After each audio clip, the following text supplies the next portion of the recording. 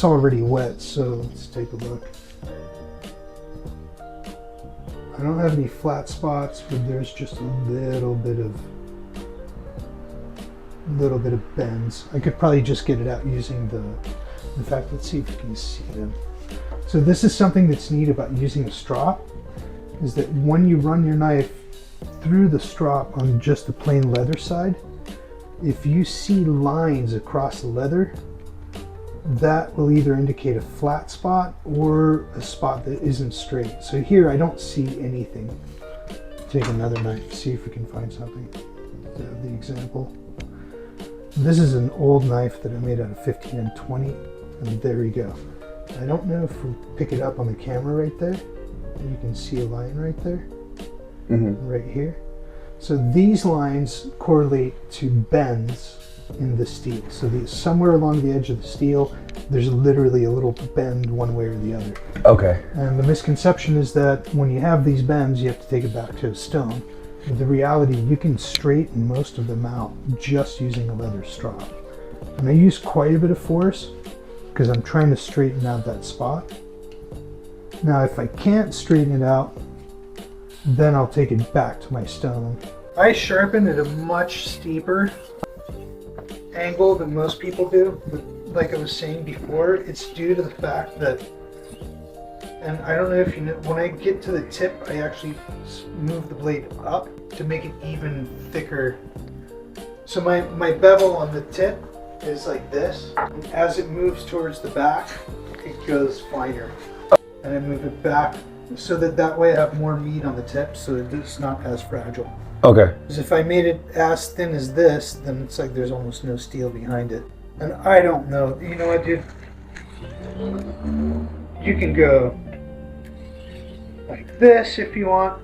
You can go like this if you want. I don't care what you do, as long as you keep that angle and the angle is true. What I found for myself is that when I've got my thumb here, I'm kind of twisting upwards and pushing down against it at the same time. Keep that blade nice and taut in my hand. That way I know that my ankle is going to move. Oh my God, that's the coffee right there.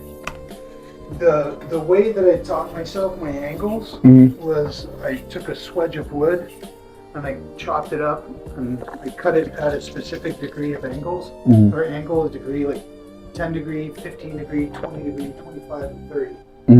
And then when I was sharpening my knives, I'd just take my knife, put it up against that, and then take that back to my stone and start sharpening, and then do the same for the back and sharpen until after a while I just know what it feels like. Okay. You know? You developed a feel for it. Yeah.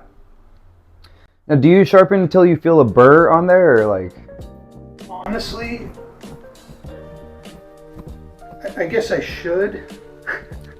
I'm just so used to like sharpening these that I can tell by looking at it whether or not, if there's any flat spots. If I've taken care of all flat spots on the blade, then I know it's back to true edge, and I know that there is a burr, but when I'm taking off so little steel, it's just like I would have to take off a lot more than I need to.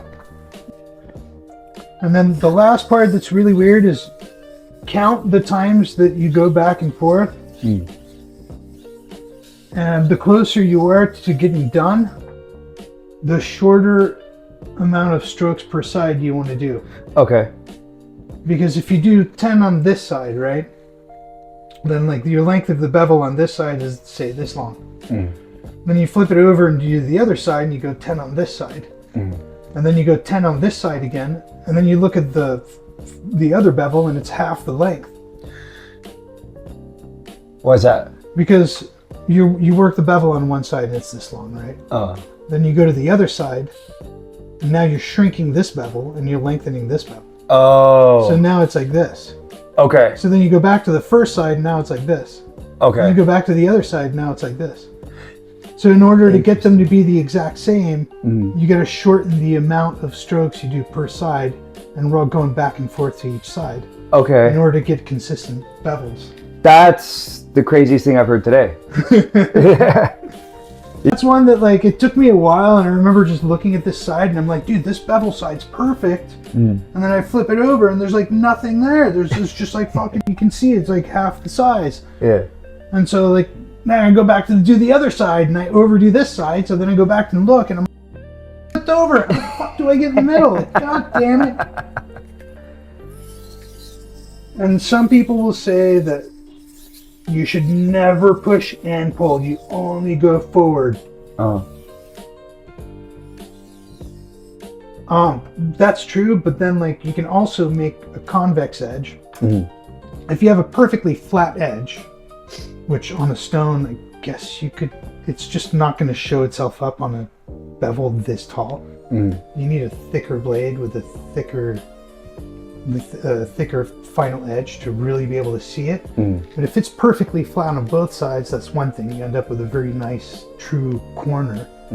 But if your edge is like this, that maximizes the amount of steel behind the apex.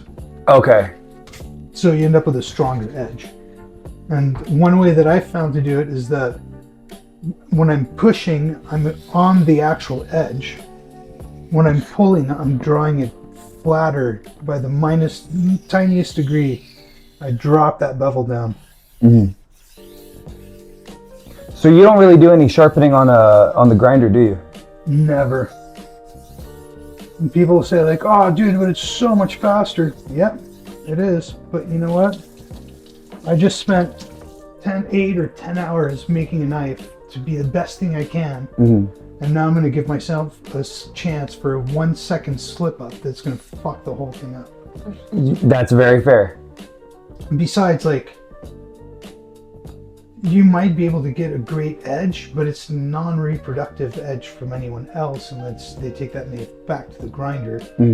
So I would rather set that bevel the way I want it on a stone.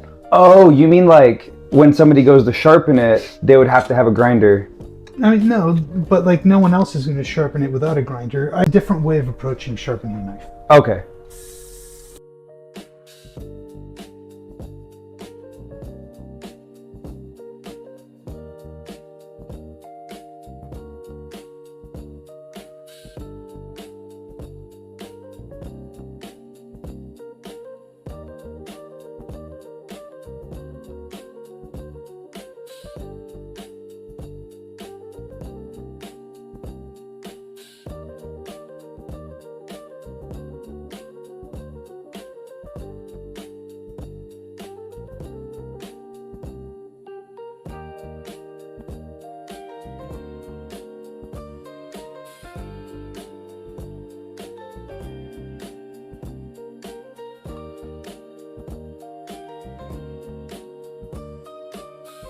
The cutting for me. Yes.